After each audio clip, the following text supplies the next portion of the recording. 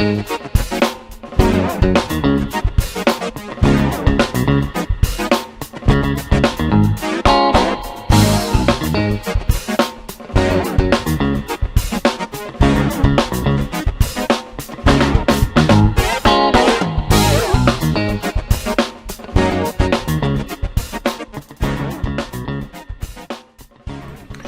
welcome back. We are in Elkins Park, Pennsylvania. It's the 12th day of July, 2021.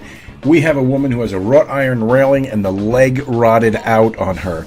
So the whole thing is loose as a goose.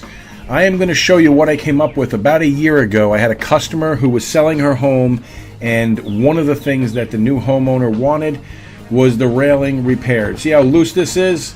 Somebody put a piece of wood up against the stucco and nailed it on there and then screwed the railing to the wood.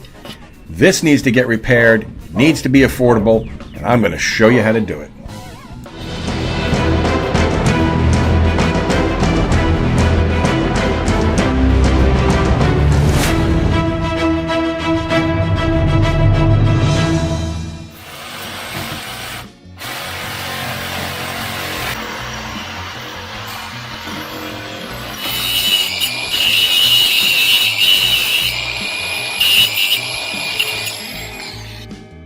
My method for repairing the leg of a rotted out wrought iron railing, say that 5 times fast, is to use a little bit of Cementol and some plumbing supplies. That's right, it's plumbing supplies. Now, it's probably going to cost you about $12 in supplies to do this repair, and that includes paint if you want to paint it.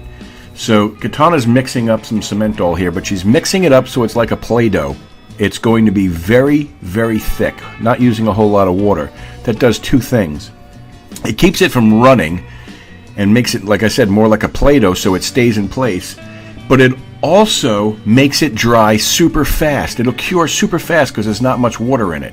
What makes cement take long to dry is the amount of water content. Now, this is a fast-setting compound. This already dries faster because it has chemicals in there to assist it with that. And by using barely any water, it dries in like 10 minutes.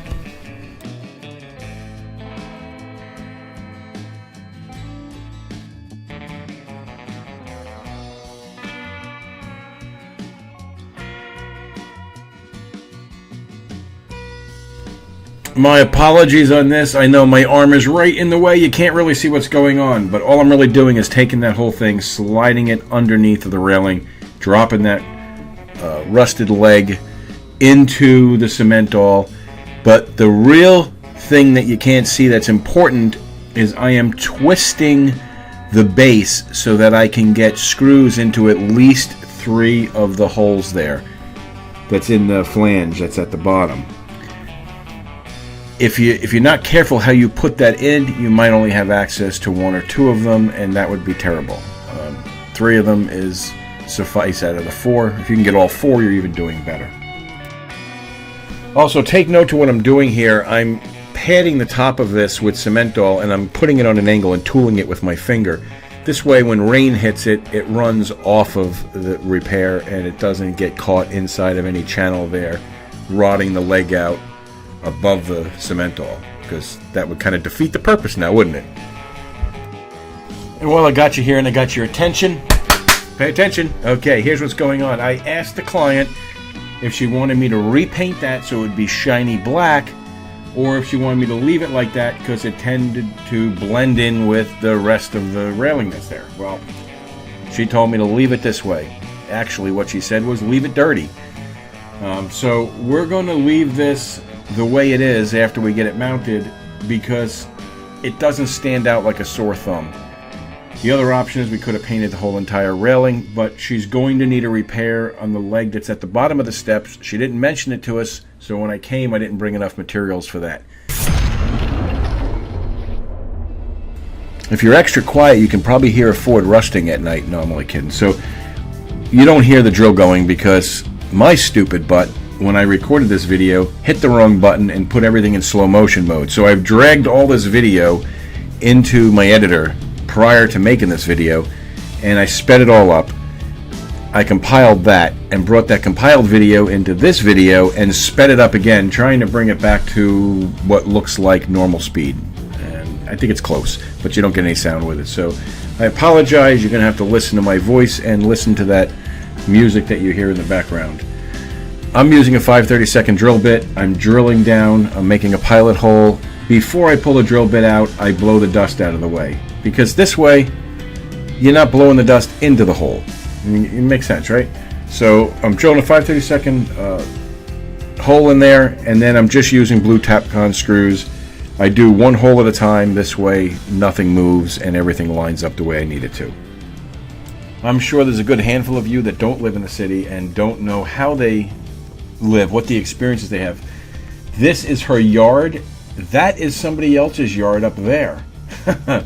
Yeah. It's literally like 25 feet higher from one yard to the other. Now I'm going to turn around here and take you back to where we were working. I'll show you what it looks like. There was a guy came through here. He weed whacked her whole yard except for under the table here. So I don't know why he skipped that portion. Maybe he didn't want to weed whack close to where we were working. I don't know. This is what it looks like. We did put a block of wood up at the top. I used adhesive to attach it to the wall. Kitana mixed up some more cementol and she patched the wall where the old board was, and then we screwed the railing to that block. This way everything's nice and secure. This is all the new concrete that Kitana put in there, and it'll match the stucco once it dries. The customer is going to get the paint color that matches the wall, and she's going to paint the block as well. She wanted to leave this dirty the way it is. She wants it to match the rest of it. Like I said, in a couple of years when she has us back, because that seems to be the track record, we'll fix the bottom one and I'll paint the whole entire thing so the whole thing looks shiny and new. Listen, I want to thank you for watching.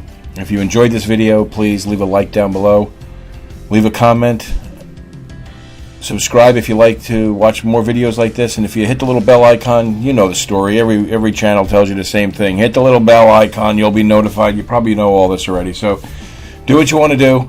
We'd love to have you. Thanks for stopping in. Thanks for taking your precious time and watching our video. I hope this video helped you with your project and gave you at least an alternative option for fixing your wrought iron railing, because buying parts and pieces for this to repair this type of rusted out problem, there's nothing available that I know of. This is the only option that I tend to go to. It's my go-to option for this because everybody seems to be okay with the final product, and it does work very well, and it's very tight and very secure. So again, thanks for watching. This is Elkin Parks, Pennsylvania. Hope you have a great day.